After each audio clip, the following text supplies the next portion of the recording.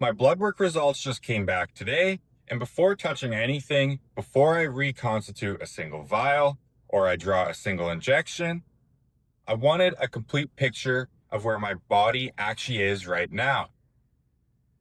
A real baseline so that when this experiment is over, there's actual data to compare. And I'm going to walk you through every number that matters, the good ones, the ones that surprised me, and the ones I want to keep an eye on throughout this experiment. This is a rhythm health panel. It includes 22 biomarkers, and it was an easy to do at home test. It took about 10 minutes overall, and that included me dropping off the sample at the nearest FedEx location. So let's go through it. Inflammation. This is the one I cared most about because inflammation is the enemy of recovery. It's what keeps injuries chronic instead of healed, and this is what BPC-157 is specifically supposed to address. My hsCRP, high sensitivity C-reactive protein, came back at less than 0.5. For context, hsCRP is one of the most sensitive markers for systematic inflammation in the body. Anything under 1 is considered optimal. Anything over 3 is a red flag for cardiovascular risk and chronic inflammation. So mine is essentially 0, which is quite reassuring for a guy that trains hard, works night shift, and has had many surgeries in the past. It tells me my body isn't running in a chronic state of inflammation despite the physical demands I put it through. It also tells me that whatever BPC-157 is supposed to do for inflammation, I'm starting from a clean baseline. So if the number changes post-cycle in either direction, this is a meaningful signal. TSH, thyroid stimulating hormone, 1.3. Optimal is 0.5 to 2.5, so thyroid is functioning well. Free T3, 3.51. Optimal starts at 3.4, so barely in range there, but nothing to be concerned about. Albumin, 4.58. This is a marker of liver function and protein status. Optimal is 4 to 5, so we're good there. Vitamin D, 67.4. Optimal range is 55 to 80. This one didn't surprise me much as I rigorously supplement vitamin D and make sure to get my daily sun intake. And then creatinine, 1.18. This is a kidney function marker. Normal range is 0.6 to 1.2. I'm at the very top of normal, which for a serious lifter with significant muscle mass is completely expected. Higher muscle mass produces more creatinine. This is not a concern. Hormones. I'll be honest with you, this was the section I was most curious about since testosterone seems to be one of the main talking points online. Total testosterone for me came back at 649 nanograms per deciliter.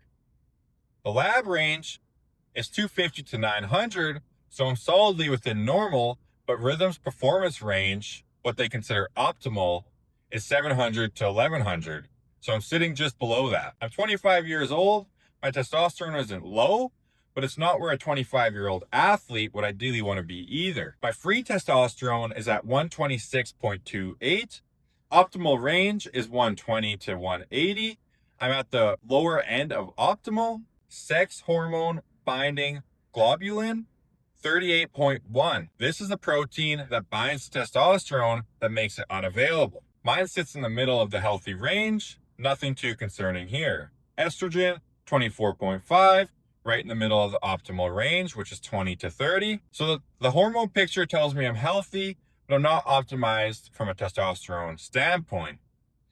That's useful to know going in. BPC isn't supposed to directly affect testosterone, but if it improves recovery and reduces the physical stress load of training, there's an argument that it could have indirect effects, something to watch going forward. Next, I want to look at the cardiovascular panel.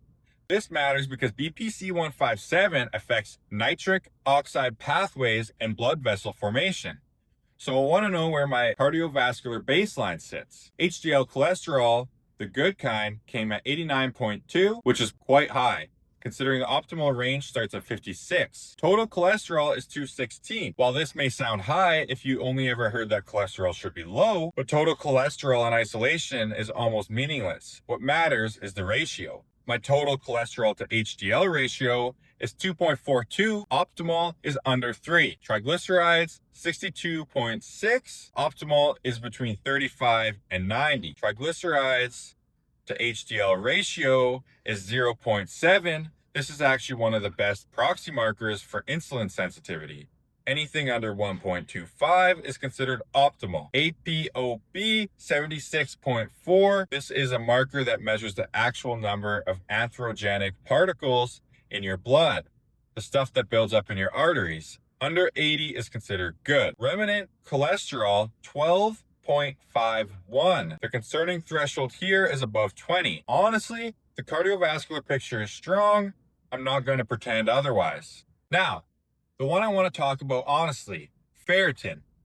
399 is where I'm sitting at. Ferritin is an iron storage protein, and Rhythm's normal range goes up to 575, but their performance range is 100 to 400. So at 399, I'm at the very top of that range. And here's why I'm paying attention to this. Ferritin is an acute phase reactant, meaning it rises in response to inflammation. But my CRP is essentially 0, so this isn't an inflammation signal. High ferritin in a young male is most commonly explained by a few things: high red meat intake, high volume training, or just natural variation. For a guy who eats a lot of red meat and trains seriously, it's not too alarming, but some research suggests that ferritin levels approaching and exceeding 400 in males starts to correlate with less favorable long-term outcomes. It's not a crisis, it's a data point I didn't have before, and now I do. This is exactly why I did the blood work before starting in the first place.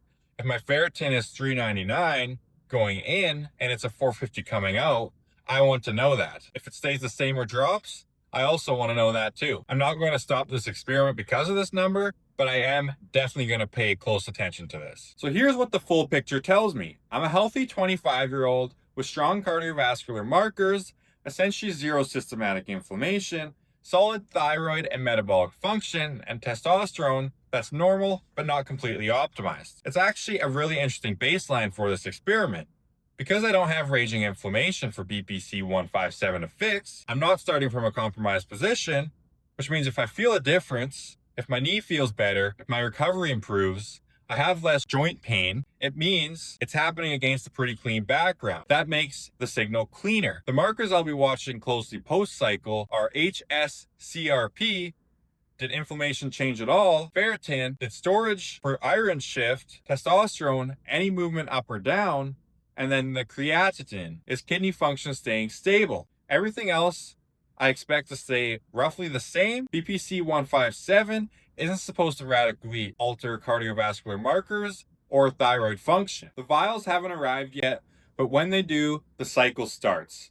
This is the baseline everything gets measured against.